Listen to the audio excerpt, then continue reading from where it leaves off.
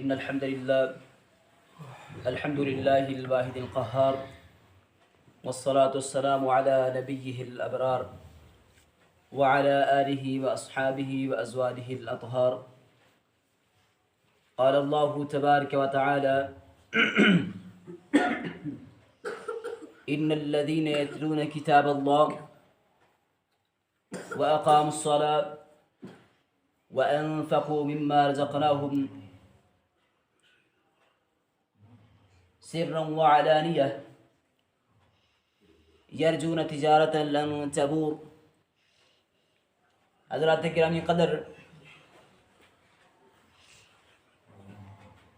آج کا موضوع جس پہ آپ کے سامنے گفتگو جاری ہے وہ یہ ہے ماہ رمضان اور قرآن. رمضان کا قرآن کریم کے ساتھ تعلق اور قرآن کریم کے آپ کے سامنے چند ایک فضائل بیان کروں گا. اللہ رب العالمین سے دعا ہے کہ اللہ تعالی ہمیں سن کر عمل پیرا ہونے کی توفیق عطا فرمائے. حضرات گرامی قدر، اللہ رب العالمین نے سورہ فاطر کے اندر آیت نمبر 29 کے اندر ایک ایسی تجارت کا لوگوں کے ساتھ اعلان کیا ہے کہ اللہ رب العالمین نے اس کے بارے میں فرمایا کہ لن تبور، اس کے اندر ہرگز گھاٹا نہیں آ سکتا، کیونکہ وہ تجارت میرے ساتھ کی جا رہی ہے. اللہ رب العالمین نے اس تجارت کے لیے 3 چیزیں بیان فرمائیں. پہلی چیز، اللہ رب العالمین نے ارشاد فرمایا: ان الذین یتلون کتاب اللہ، بے شک وہ لوگ جو کتاب اللہ کی تلاوت کرتے ہیں، وَأَقَامُوا الصَّلَاةَ، اور نماز کو قائم کرتے ہیں، وَأَنفَقُوا مِمَّا رَزَقْنَاهُمْ سِرًّا وَعَلَانِيَةً، اور اس مال میں سے جو ہم نے دیا وہ اس کو چھپا کر اور ظاہر کر کے دونوں طرح خرچ کرتے ہیں. 3 اعمال اللہ رب العالمین نے بیان کیے.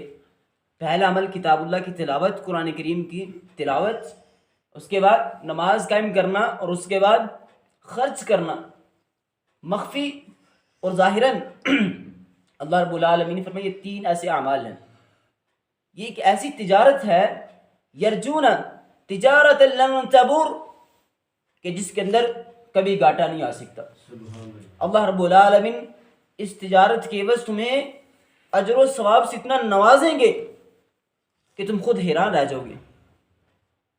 تو ہم بھی چاہیے ہم 3 اعمال کر کے اللہ رب العالمین کے ساتھ تجارت کر لیں، اور ایسی تجارت جس کے اندر خسارہ نہیں آ سکتا. یہ قرآن کریم کی فضیلت ہے کہ اللہ رب العالمین اس بندے کے ساتھ تجارت کر لیتے ہیں. اللہ رب العالمین نے نبی مکرم علیہ الصلوۃ والسلام نے قرآن کریم کے بڑے فضائل بیان کیے ہیں، بڑے فضائل بیان کیے ہیں. نبی مکرم علیہ السلام نے فرمایا کہ خیرکم من تعلم القرآن وعلمہ، تم میں سے بہترین شخص وہ ہے جو قرآن کریم کو سیکھتا ہے اور دوسروں کو سکھاتا ہے. خیرکم، بہترین انسان دنیا کائنات کا اللہ کی نظر میں اور اس کے رسول کی نظر میں دنیا کائنات کے بہترین انسان وہ ہیں جو قرآن کریم کو سیکھتے ہیں، سیکھنے کے بعد سکھاتے ہیں. سیکھنا سکھانا اللہ اکبر کبیرہ، یہ اللہ کی نظر میں اس کے رسول کی نظر میں بہترین ہونے کی علامت ہے. اور نبی مکرم علیہ الصلوۃ والسلام نے ارشاد فرمایا کہ لوگو اقرأوا القرآن، اقرأوا القرآن فإنه يأتي يوم القيامة شفيعا لأصحابه. قرآن کو پڑھا کرو، قرآن کریم کی تلاوت کیا کرو. کیوں؟ اللہ کے رسول علیہ وسلم کیا ملے گا ہمیں؟ فرمایا فإنه يأتي يوم القيامة شفيعا لأصحابه، یہ قیامت کے دن قرآن کریم آئے گا اور اپنے پڑھنے والے کے لیے، اپنے ساتھی کے لیے سفارش بن کے آ جائے گا. کہ قیامت کے دن اپنے پڑھنے والے کے لیے سفارشی بن کے آئے گا. اور سفارشی کیسا؟ نبی مکرم علیہ الصلوۃ والسلام نے ارشاد فرمایا کہ قیامت کے دن القرآن و سیام شفیعانی، قرآن اور روزہ دونوں اللہ رب العالمین کے دربار میں قیامت کے دن شفیعان، سفارش کرنے کے لیے آئیں گے. اور روزہ کیا کہے گا؟ وَيَقُولُ الصِّيَامُ أَيَّ رَبِّي أَيَّ رَبِّي منعته الطعام والشہوات بالنہار. اے اللہ، یعنی کہ ہر اس شخص کے لیے ہوگا جس نے قرآن کا روزے کا احترام کیا ہوگا، اس کو پڑھا ہوگا.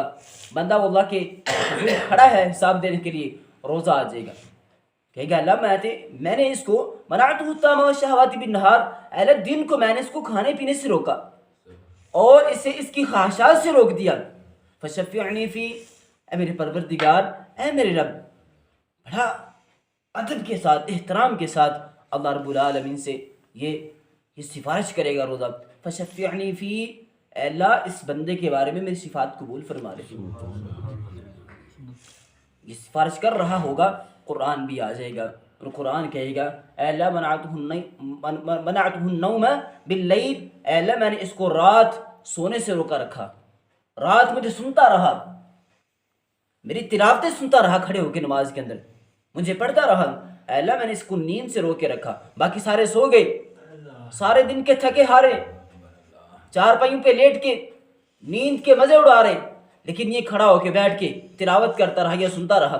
اے اللہ فشفعنی فی، اے اللہ اس بندے کے بارے میں میری سفارش قبول فرما لے. اللہ رب العالمین قال فی شفعان، اللہ رب العالمین دونوں کی سفارش کو قبول فرما لے. تو اس لیے ہم دیکھیں کہ ہم جیسے کھانے پینے سے رکے ہوئے ہیں روزے کے لیے، ایسے بھی خواہشات سے رکے ہوئے ہیں، گناہوں سے رکے ہوئے ہیں.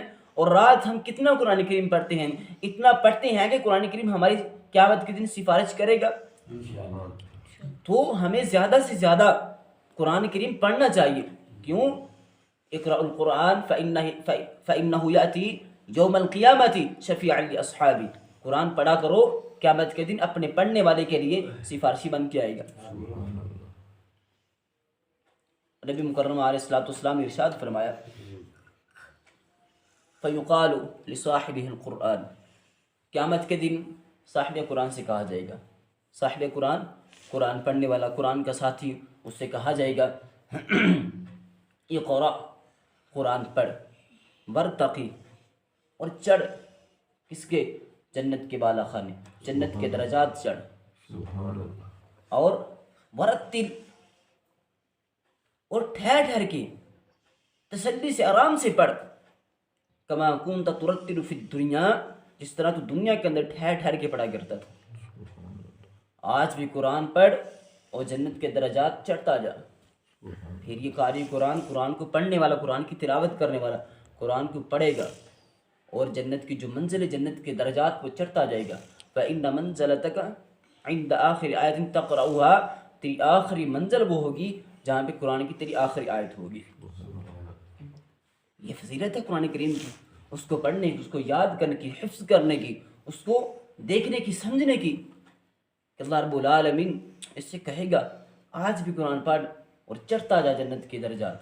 اور جہاں پہ قرآن کی آخری آیت ہوگی وہاں پہ تیرا آخری درجہ ہوگا، آخری تیرا مقام ہوگا.